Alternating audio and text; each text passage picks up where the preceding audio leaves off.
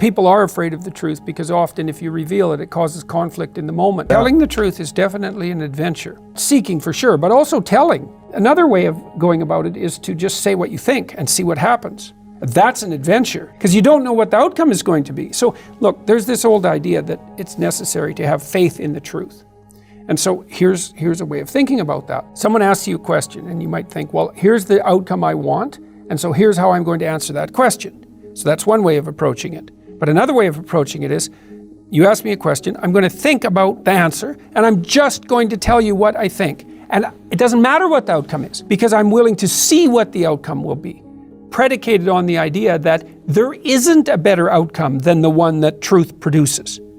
Even if it's harsh and terrible in the short term, and sometimes it is, it's like there isn't a better way of doing it. Now, you might say, well, how do you know that? And the answer is, well, I don't know that. That's why it's an article of faith, because I believe, and I believe this deeply, the being that you produce as a consequence of telling the truth is good, by definition, even though it's harsh and often uncomfortable. One of the things that I've really learned recently, or learned to articulate better, is that there's a very tight relationship between aspiration and responsibility. The first question might be, do you need to aspire to something? And the answer is, well, yes, because you have to do something. If you just sit there, you'll die. You can't just sit there. You have to go act out in the world. Okay, so act towards what? Well, that's whatever your aspiration is. You have to have an aim.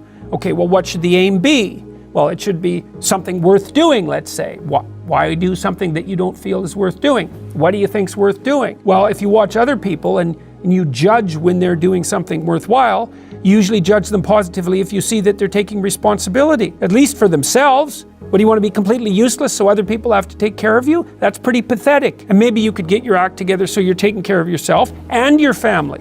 And maybe you could even do better than that and take care of yourself and your family and your community. Well, good for you.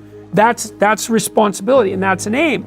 Well, here's one of the things that's cool about that, is that your life doesn't have meaning without aspiration or an aim. Okay, so you need a hierarchy of values. There's got to be something at the top. It's got to be something important. If you don't have that, your life doesn't have any meaning.